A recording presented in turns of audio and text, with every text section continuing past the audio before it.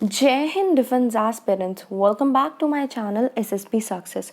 For any query regarding SSB and AFSB, please join our Telegram channel SSB Success, whose link is given in the description box. And for more updates regarding SSB and AFSB, do subscribe our YouTube channel SSB Success. So today we are going to cover an important topic which was in news, and that is India-Japan Summit 2022. And it is very important for your SSB and AFSB in terms of your international relation. So let's get started with our topic. सो देखो why it was in news. देखो Japan prime minister जो है एक official visit पे थे India में। किस चीज़ के लिए? उनके बीच में जो है 14th India Japan annual summit हुई और दोनों कंट्रीज़ के बीच में। ये समिट कब टुक प्लेस किया? जब दोनों कंट्रीज़ जो है 70th एनिवर्सरी को सेलिब्रेट कर रही है डिप्लोमेटिक रिलेशन की, और इंडिया जो है वो अपना 75th एनिवर्सरी सेलिब्रेट करेगा इंडिपेंडेंस का। उससे पहले इंडियन प्राइम मिनिस्टर ने वर्चुअली इनॉग्रेट किया है एक जापानीज जेन गार्डन केजिन एकेडमी। कहाँ पे? Ahmedabad management association in Gujarat में। आप जापान की लोकेशन को मैप में देख सकते हो। क्या की पॉइंट्स थे इस समिट के, उनकी बात कर लेते हैं। Investment by Japan. देखो जापान जो है वो इन्वेस्ट करेगा इंडिया में in the upcoming next 5 years. कितने rupees? 3.2 lakh crore rupees. 7 Japan International Cooperation Agency loans दिए गए for projects in connectivity, water supply and sewage, horticulture, health care, biodiversity और कंजर्वेशन इन वेरियस स्टेट्स। एक मेमोरेंडम ऑफ अंडरस्टैंडिंग को sign किया गया so that introduce किया जा सके जोकासु टेक्नोलॉजी को इंडिया में, और जापानीज कंपनीज जो है वो डिसेंट्रलाइज कर सके वेस्ट वाटर ट्रीटमेंट को। इसको यूज़ किया जाएगा उन एरियाज में जहाँ पे सीवेज इंफ्रास्ट्रक्चर अभी तक डेवलप नहीं हुआ है। Next key point is sustainable development initiative for north eastern region of India. ये लॉन्च किया गया with an eye of India's infrastructure development in the north east, और इसमें जो है इंक्लूड किए जाएंगे ऑन गोइंग प्रोडक्ट्स और पॉसिबल फ्यूचर कॉपरेशन जो होगी connectivity, health care, new and renewable energy, as well as एक ऐसा इनिशिएटिव जो स्ट्रेंथन करेगा बैम्बू वैल्यू चेन को। Next is India Japan digital partnership. Cyber security पे भी दोनों लीडर्स ने डिस्कशन की और इंडिया जापान डिजिटल पार्टनरशिप पे बात की गई, जो कि एनहांस करेगा डिजिटल इकोनॉमी को, कैसे प्रमोट करके जॉइंट प्रोजेक्ट्स को in the area of internet of things, artificial intelligence और दूसरी इमर्जिंग टेक्नोलॉजीज। जापान जो है वो देख रहा है कि वो highly skilled Indian IT professionals को जो है अट्रैक्ट कर सके, सो दैट वो जो है जापानीज के IT सेक्टर में काम कंट्रीब्यूट कर सके। क्लीन एनर्जी पार्टनरशिप की बात कर लेते हैं। इसको लॉन्च किया गया था for the cooperation in areas जैसे कि इलेक्ट्रिक व्हीकल, स्टोरेज सिस्टम जिसमें बैटरीज आ गया, इलेक्ट्रिक व्हीकल चार्जिंग इंफ्रास्ट्रक्चर आ गया, डेवलपमेंट होनी चाहिए सोलर एनर्जी की, हाइड्रोजन की, एमोनिया की। इसका ऑब्जेक्टिव है एनकरेज करना मैन्युफैक्चरिंग को इंडिया में, क्रिएट करना resilient and trustworthy supply chain in area में, और फोस्टर करना कोलैबोरेशन किस चीज़ में? रिसर्च एंड डेवलपमेंट में। इसको इम्प्लीमेंट किया जाएगा एग्जिस्टिंग जो मैकेनिज्म है ऑफ एनर्जी डायलॉग के थ्रू। Next we have is Mumbai Ahmedabad high speed rail. India ने अप्रिशिएट किया जापान की कॉपरेशन को on the Mumbai Ahmedabad high speed rail and various metro projects in India, और इंडिया जो है लुक फॉरवर्ड करती है कि वो प्लान करे preparatory survey for the Patna metro also. People to people engagement की अगर हम बात करें, जो इंडियन प्राइम मिनिस्टर हैं उन्होंने कंफर्म किया इंडिया का participation expo 2025 Osaka Kansai Japan में, जो कि एक अपॉर्चुनिटी होगी किस चीज़ की? टाइज को स्ट्रेंथन करने की, ब्रॉडन करने की ट्रेड को, और इन्वेस्टमेंट को भी इम्प्रूव करने की, और पीपल टू पीपल लिंक्स को और ज़्यादा जोड़ने की दोनों कंट्रीज़ के। फिर बातचीत हुई ऑन इंडो पैसिफिक। दोनों लीडर्स ने एक्सप्रेस की उनकी कमिटमेंट किस चीज़ पे? पीस, सिक्योरिटी और प्रोस्पैरिटी को प्रमोट करने के लिए इंडो पैसिफिक रीजन में। अदर देन दैट क्वाड पे बात हुई। आपको पता ही होगा क्वाड जो है 4 कंट्रीज का ग्रुपिंग है। That includes Australia, USA, Japan, India.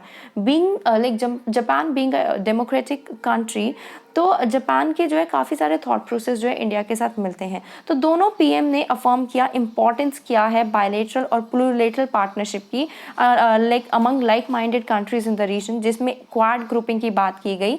Okay, जो जापानीज प्राइम मिनिस्टर हैं उन्होंने प्राइम मिनिस्टर मोदी को इन्वाइट किया for quad summit meeting in Tokyo. Next उनकी डिस्कशन हुई टेररिज्म पे। दोनों लीडर्स ने रिट्रैक्ट किया कि जो टेरर अटैक्स होते हैं इंडिया में, जिसमें 26/11 पठानकोट अटैक, और पाकिस्तान को जो है एक तरह से ठहराया कि वो उनको जो है टेररिस्ट ग्रुप्स को जो है मनी नहीं देनी चाहिए, और FATF जैसे फाइनेंशियल एक्शन टास्क फोर्स को जो स्ट्रिक्ट एक्शन लेने चाहिए उन कंट्रीज़ के खिलाफ जो मनी लॉन्ड्रिंग करती है टेररिस्ट ऑर्गेनाइजेशन को। Next comprehensive nuclear test ban treaty पे भी बात हुई। जापानीज प्राइम मिनिस्टर ने स्ट्रेस किया कि क्या इंपॉर्टेंस है अर्ली एंट्री की into the force of comprehensive nuclear test ban treaty. ये जो ट्रीटी है वो ये करती है, ये बैन करती है सारे न्यूक्लियर एक्सप्लोजन को हर जगह हर किसी से, और इसको जो है 44 स्टेट्स ने जो है इस पे एग्रीमेंट किया है, और इंडिया ने जो है अभी तक इस ट्रीटी को जो है साइन नहीं किया है। दूसरी कंट्रीज़ की सिचुएशन क्या है उस पर भी बात हुई है। यूक्रेन के बारे में बात की गई कि कैसे रशिया ने यूक्रेन में एंटर किया, क्या क्या सीरियस उसके रिपरकशंस हुए या फिर कॉन्सिक्वेंसेज हुए उसके इन्वेशन के, और एक पीसफुल सिचुएशन की तरफ जो है दोनों कंट्रीज़ देखती हैं। चाइना की बात की गई, इंडिया ने इन्फॉर्म किया जापान को about the situation in Ladakh, और क्या क्या अटेम्प्ट्स हुए, कैसे कैसे ट्रूप्स को अमास किया, कैसे कैसे LAC पे हमारे ट्रूप्स तैनात हैं, और इंडिया की क्या क्या जो है चाइना के साथ बातचीत हुई over border related issue. Japanese के प्राइम मिनिस्टर ने ब्रीफ किया कि इंडिया को जो है अपना पर्सपेक्टिव मतलब ईस्ट एंड साउथ चाइना सी के बारे में भी। नेक्स्ट अफगानिस्तान पे बात हुई।